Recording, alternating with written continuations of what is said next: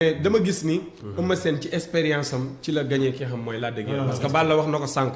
daf ko wax ne ko kaay dëggal sa bopp mu yolleeku ndànk coppet jël ko daan koy dëj kon ñu gis ni expérience ak communication bi. moom la gagné ki xam moom mooy Lac de Guiers. gis nga mu ngi koy xool ci bët xoolal fi gis nga. bu désaxé woon tànk bi rek. voilà bu tànk bi génnoon rek. voilà non di nga Balla gis Eumeu Sène bii ñu gis. mu def jéey mu def lii te wane boppam. mooy daje ak. Sa Thiès le 5 mai. est-ce que jàpp nga ne bëri yi ñu gis fii Eumeu Sène def ko. est-ce que Sa Thiès moom war na ko mën a àttan. waaw bon Eumeu Sène dafa nekk mbër boo xam ne wax dëgg yàlla kenn du ko miimal dara ci bëre. kenn du ko miimal dara ci làmb. même bu nekkee mag xam nga Sénégal lan mooy problème dañuy gaaw a enterrer nit. dañu gaaw a rey nit te dañu gaaw a fàtte jëfu nit. suul ndaanaan. dañuy suul ndaanaan. te Eumeu Sène wallaahi azim ñiy takk ngemb ñëpp ci làmb actuellement. wallaahi azim bu dee bëre kase ndoxtu. non nelawal sa adversaire noyé ko ba daan ko. non amul ko ci mën. amul te am na bés yoo xam ne Eumeu Sène day am làmb yoo xam ne da koy jaral day décider. bu war a bëreeg Gris Bordeaux wala war a bëreeg Balla Gaye wala war a bëreeg Modou Lo. combat yooyu combat am lay doon. te xam naa ni jaloore gi mu def kër ñoom Sa Thiès. wax dëgg yàlla du bëgg Sa Thiès ñëw. këpp loolu yëpp. moo tax combat bi da koy jaral te Eumeu Sène mbër mu gaañu nag da nga koy moytu Eumeu Sène heure bu gaañoo su li mu jógee nii mook Tapha Tine. non erreur. c'est interdit pour moom contre Sa Thiès. parce que par rapport ak fi mu toll ci làmb. dayo bi expérience am. li mu def ci làmb def ko kër ñoom Balla Gaye day ñëw rek mën ko confirmer. sinon tey carrière am dina xaw a jaxasoo mais daal li ma lay mënti wax mooy. combat la boo xam ne ñaari mbër yi nag. surtout Sa Thiès. dafa nekk mbër boo xam ne dafa am qualité yu daan Eumeu Sène. Eumeu Sène am ay qualité yu bëri yu nax Sa Thiès daan ko.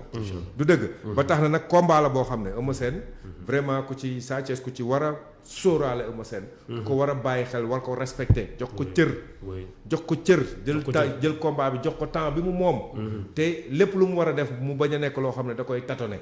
parce que Eumeu Sène il est imprévisible. yaram bi foo laal mu bëre. bu balaay gën a mën a bëre sax jësel la xam nga Sa Thiès essence la. day ñëw rek vider. Eumeu jësel la. Eumeu plus combat bi dem. plus muy tàng. surtout nag yàlla boo ko ci duma yu metti yàlla bu mu jël ay coups. ba mu jaral ko nag. non foofu ngay gisee xam-xamu bëreewu Eumeu Sène. foog nga gaañ ko pour nga mën a gis xam-xamu. macha allah Lamine. Eumeu Sène bi ñu gis nii. est-ce que bu jàppoo ne mën na constituer un réel danger pour Sa Thiès. waaw bi ñu gis ni contre Lac de Guiers 2. waaw ak bi nga xam rek sax. waaw bi ma xam waaw mais comme li Balla Diouf wax Eumeu Sène la kenn mënul natt ci làmb. kenn mënu ko natt. expérience bi bëre bi nekk ci moom mbër bu mag fi mu jaar parcours bi expérience bi ak yooyu. mais en tout cas làmb ju méttee métti lay bëree. parce que comme li mu wax li mu teree reer waa kër ñoom Balla Gaye ñaari yoon ba Guédiawaye ñetti yoon. mu ñëw tey di bëri ak Sa Thiès ak je pense que répète livre bu mu bind. pour man sama gis-gis bu ko Sa Thiès effacé dina nekk lu garaaw lu métti tamit ci Eumeu Sène parce que dafa bind livre am ba pare. Sa Thiès moo toll ci war a bind livre. mais tam bu daanee Sa Thiès daan na Guédiawaye ñëpp. waaw nangu dañuy nangu amul problème mais ba ñu ngi xaar suur si quoi que le meilleur gagne. Fallou Garas.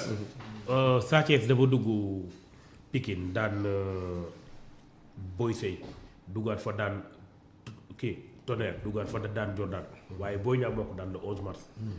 léegi jàpp nga ne dugg bi Sa Thiès di duggaat. Pikine. contre Eumeu Sène.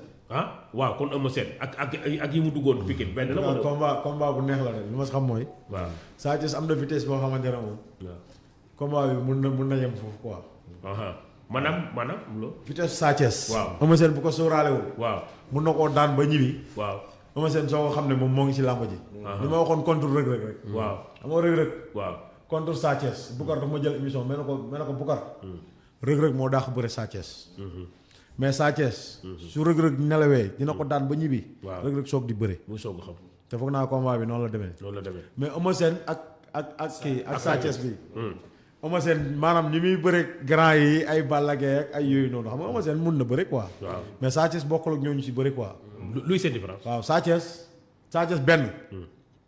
su lay attaqué du sóoraale yow li nga mun. Sa Thiès bu lay attaqué yow mënatoo bëre moom. day mel ni li mu mën rek la xam. Sa Thiès su lay attaqué day mel ni kuy attaqué koo xamante ne. waaw moom moo ko fa bàyyi. waaw xam nga yow kuy attaqué loolu loo xamante ne yaa ko fa bàyyi loolu neex nga koy def. waaw Sa Thiès noonu lay attaqué mbëri. te gis naa ko fan yii muy entraînement boo xamante ne su ko Eumeu Sène sóoraalewul. non combat bi benn yuuxu lay doon. mais est-ce que jàpp nga ne attaque yooyu ku mel ni Eumeu Sène tamit ak mën a bëre beeg doole bi. xam nga Eumeu Sène mun naa nooju. mun na Eumeu Sène mun naa. mais est-ce que sa xel mi ngi dem ci combat Tafa Gueye Balla Beye. non dama lay expliquer mais gi nga Eumeu Sène. Baboy dafa amoon vitesse de. non Eumeu Sène damaa gis. te bërekat am na yenn genre appel yu mu lay appel boo naawee da lay bàyyi ak vite. wala nga expliquer dafa mën a mboot. non mën a mboot. Sa Thiès neexul a botti. Sa Thiès neexul a botti si làmb ji. lan moo lay wax. Sa Thiès soo moytuwul dina bëree ba bàyyi bëree. est-ce que xam nga ni Eumeu Sène bu ko botti daan ko soo moytuwul laa wax. pourquoi loolu parce que benn dafa diis ñaar dafa gaaw ba pare su demee si kaw air bi Sa Thiès la koy botti. nekkooreel waaw di nga nekkooreel da ko botti si kaw air bi si kaw air bi la ko bàyyi. waaw doole moom si kaw air bi non man désaxé laa ciy ragal. nga ñëw ak allure ñu bàyyi la ak air. si nga Eumeu Sène moom ak Sa Thiès moo ëpp expérience si làmb. man Eumeu Sène laa faral. mais si kayit. Eumeu Sène mooy favori. mais su arbitre bi sifflé Sa Thiès mooy favori. loolu moom neexu la ko comprendre. loolu di nga ko comprendre nag. xam nga loolu di nga ko comprendre. waaw la koy tojal. si kayit. xam nga Eumeu Sène ñi mu daan Sa Thiès daanu la. waaw ci palmarès quoi jaar-jaar ci jaar-jaar ok. xam nga tey jii soo tegee ñaar yi da nga naan mun nga jël nga def 52 48. ku daan Lac 2. waaw affaire yooyu noonu xam nga da nga naan si kayit.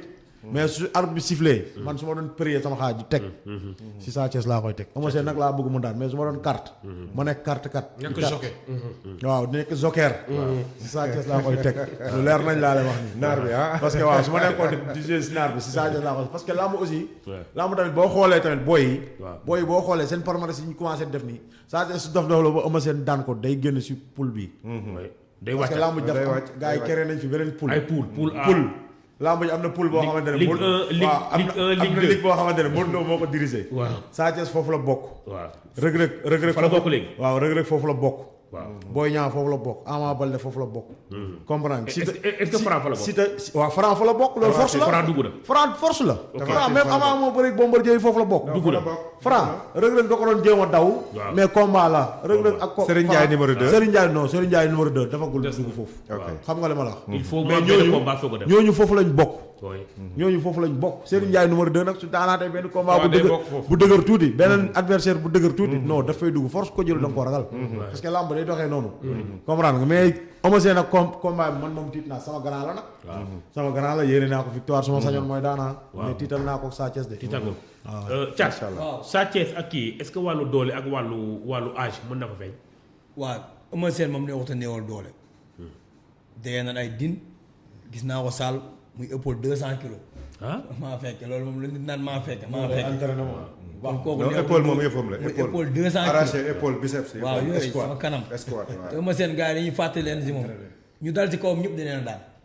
par exemple maam ñu ñëw ne bëreet dal ci kawam. dañ leen a daan ndax dafa am ndox tu bëree loxo facilement da lay loke ba nga ñibbi. doo comprendre. Sa Thiès li ma koy digal mooy na tey ndànk am na ndox du bëri mën na bëri bu jàppee moom sama xel dal. Sa Thiès bi jàpp loxo bi wala loxo bi. waaw mën naa daan Eumeu Sène ba fayor Eumeu Sène doo comprendre waaye. Sa Thiès jekku ko taxul nga daan ko. Eumeu Sène jekku ko taxul nga daan ko Eumeu Sène kaw gi dafa diis. te dafa mën a bëree. te boo jugee da lay góolu te bu la jug góoloo day monté kele du xaar. kon Sa Thiès la ko war bëreel bi nag buy jug na leer naññi. combat bi damay ragal Eumeu Sène sax bëri ci 2 temps. waaw loolu lay bëree si ndax Eumeu Sène day bëgg pour dëkkal Sa Thiès bëri ci 2 temps. mooy lan. mooy comme Tafa Gueye ni mu bëreeg Baboy. ñun ba ñuy préparé Tafa Gueye au niveau Baboy au niveau du Fass. ñëpp Sénégal ñëpp comme ni ñëpp xamee ni Sa Thiès day dali ci kaw Eumeu Sène. ñëpp xamoon nañ ni. Baboy ci kaw Tafa Gueye la jëm. moo tax Tafa Gueye lépp lu mu doon bëre 2 temps la waroon bëri. mooy tey boo xoolee 2 temps la bëre. appel na ko ci tànk Baboy roof ko xoolal da ko appel rek tourné. gunge ko ànd ak moom Baboy moo yóbbu boppam moo tourné boppam moo def lépp donc te mbër yi nga xam dañoo am expérience mën a bëre dinañ toll foo xam duñ nangu benn xale di leen teg coono donc seen expérience la ñuy joué waaw dootuñu bëree doole xel la ñuy bëree alir bu Sa Thiès mën a ñëwee mun na ko désaxé mun na ko góolu mun na bëreeg moom 2 temps mun na nekk sax benn song comme ni saa waay wax saa waay mun na jóge fee ñëw ne bëreet saa waay wàcc désaxé ko donc doo comprendre mais tey làmb Sa Thiès mooy xale Sa Thiès la ñu daan magam. te Sénégal dañuy sot. tey Sa Thiès la ñëpp bëgg ñu daan mais tamit attention à Eumeu Sène. il n'est pas n'importe qui. waa Pikine bëgguñu Sa Thiès daan de. waa Pikine mais Pikine est-ce que Pikine affaire 200% yooyu ñuy wax problème Pikine yooyu. jàpp nga ne amul. non kii amul ñu fa bëgg Sa Thiès. ji nga depuis avant seen combat yi di taxaw daaw. waaw am benn boy am bu Pikine. ma jël interview mais ne ko am. supporter bu bëgg kii Boy Niang. na fexee bëgg Ama Baldé ku bëgg Ama Baldé na fexee bëgg Boy Niang parce que ñoom seen adversaire yi di ñëw ñoom ñoo koy bokk. comprendre nga ñoom làmb daa toll foofu si ñoom. comprendre nga am na affaire yi jarul ñuy soxorante. mais làmb dafa toll foofu parce que boo xoolee. da ngay man ba may nekk écurie Fass mag Papa Sow ñoo pratiquement ñoo doon bokk ay adversaire day am. dem naa ba ay Lagrose may bokk ak ñoom ay adversaire mais teewul man ku may bëreel. da booy sax dañ ma naan grand gaawal jox ma ko. dëgg la waaw wala ma ne booy boo bu fekkee ni cóol na. ma koj ko. ma koj ko waaw kon yow góolul ñafeel. boo ko daanee ma bàyyi ko mais bu la daanee moom du dem.